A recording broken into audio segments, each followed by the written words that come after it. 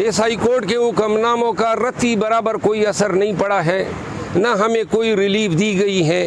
हमने सिर्फ कानूनी हकूक़ मांगे हैं और ये गुजारिश की थी कि अडियाला में शिफ्ट कर दें। तारीखें हमें मिल रही हैं, रिलीफ जो है वो भी नहीं मिल रहा है जो आम इंसानों को और आम कैदियों को मिलता है। शेव करने के लिए शीशा नहीं, बदबूदार कमरा और साथ में अटैच बात नहीं है। फिर ऊपर से जज साहब की रिपोर्ट के मुताबिक इन्होंने कैमरा नस्ब किया हुआ है।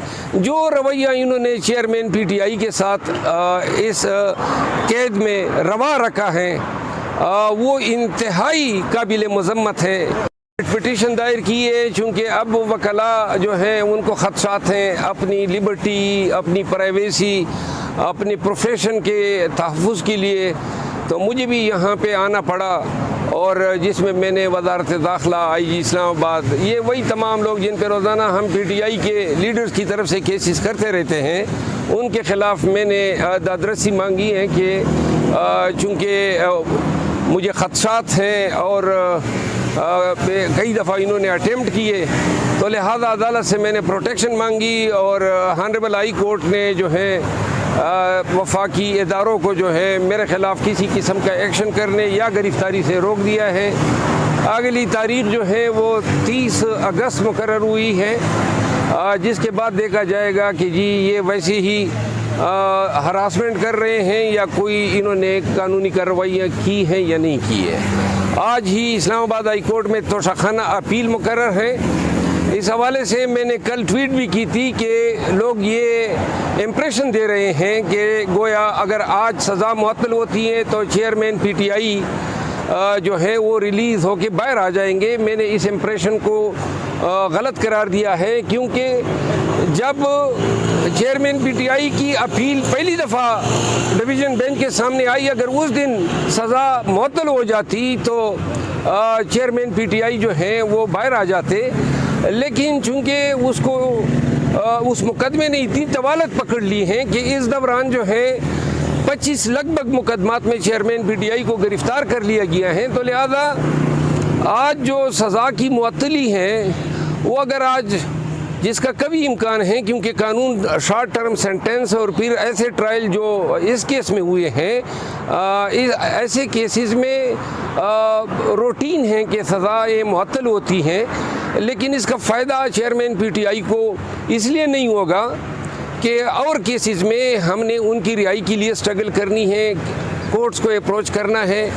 इस हवाले से एक पिटीशन आर्टिकल 184(3) के तहत direct supreme court of Pakistan में दायर हुई है, जिसकी कल समाअत मुतवक्के है। और अगर उस केस में हमें इंटरिम रिलीफ दे दिया जाता है और हालात 5 अगस्त के स्टेज पे वापस लाए जाते हैं और तमाम जो इनकी ज़मानतें खारिज की गई हैं, इन हुक्मनामों को रिवर्स किया जाता है, तो ऐसी सूरत में चेयरमैन PTI की जो रिहाई है वो बहुत जल्द मुतवक्के हैं। लेकिन फिर भी इस दौरान साइफ़र का केस रजिस्टर हुआ है, साइफ़र के मैटर को हमें फिर भी फाइट करना पड़ेगा। अच्छा, शेर अफजल मरवत साहब, आपने कहा कि तवक्को है कि इमरान खान साहब जल्द बाहर आ जाएंगे, कितने दिन मैक्सिमम लग सकते हैं? देखिए, अगर अदालत उज़्मा सुप्रीम कोर्ट ऑफ पाकिस्तान हमें इंटरिम रिलीफ देती है तो फिर तो 1 हफ़्ता 10 दिन में उनकी रिहाई हो जाएगी।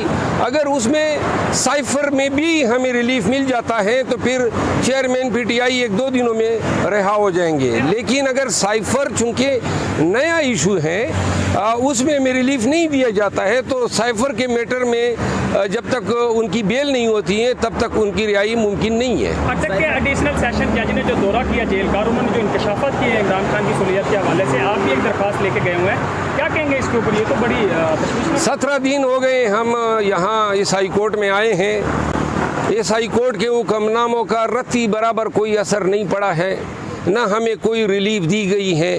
हमने सिर्फ कानूनी हकूक़ मांगे हैं और ये गुजारिश की थी कि अडियाला में शिफ्ट कर दें। तारीखें हमें मिल रही हैं, रिलीफ जो है वो भी नहीं मिल रहा है जो आम इंसानों को और आम कैदियों को मिलता है। शेव करने के लिए शीशा नहीं, बदबूदार कमरा और साथ में अटैच बात नहीं है। फिर ऊपर से जज साहब की रिपोर्ट के मुताबिक इन्होंने कैमरा नस्ब किया हुआ है।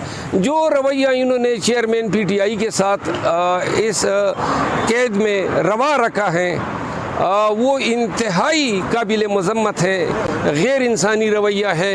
और हमें गिला अदालतों से हैं कि अदालतों ने हमें वो भी नहीं दिया जिसके हम हकदार हैं। साइफर केस जिस कानून के तहत रजिस्टर हुआ है वो कंट्रोवर्शियल हो गया, सदर ने उसको नोटिफाई नहीं किया है, तो अब इस केस का क्या पोजीशन बनेगा जब कानून ही नहीं है? साइफर भी तोशाखाना की तरह एक फ्रॉड है।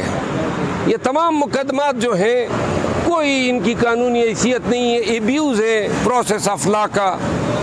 जितने भी मुकदमों में चेयरमैन पीटीआई को मुल्ज़िम नामज़द किया गया तक लगभग 188-185 मुकदमात बशमूल साइफर बशमूल तोशाखाना, इन सब की कानूनी हैसियत कुछ नहीं है। इसका आखिरी नतीजा यही निकलेगा कि सारे मुकदमात ख़त्म होंगे, लेकिन ये जो वक्त है इससे वो मतलूबा नताइज इन्होंने हासिल करने हैं और ये हासिल कर रहे हैं। शेराजुल मरवत साहब, आपने अपने ट्वीट में कुछ गद्दारों की तरफ इशारा किया था कि पीटीआई के अंदर अभी भी कुछ गद्दार मौजूद हैं। वो मामला सेटल डाउन हो गया, क्या हुआ था और क्या नाम बताना पसंद करेंगे आप? देखिए, वो चूँकि क़यादत ने मुझे इससे मना किया है तो मैं उनके अहकामात की पासदारी करूँगा। ताहम ये फ़ैसला हुआ है कि ये मसला जो है बड़ा संजीदा है और ये चेयरमैन पीटीआई के सामने रखा जाएगा, वो इसका खुद फैसला करेंगे। टोटल जो आप समझते हैं कि गद्दार हैं? देखिए, ये अब चूँकि मैंने कहा कि मना किया गया है तो लिहाजा मुनासिब नहीं है कि मैं अपने जो हमारे पार्टी में सीनियर हैं उनकी बात को जो है मैं वायलेट करूँ। Thank you so much.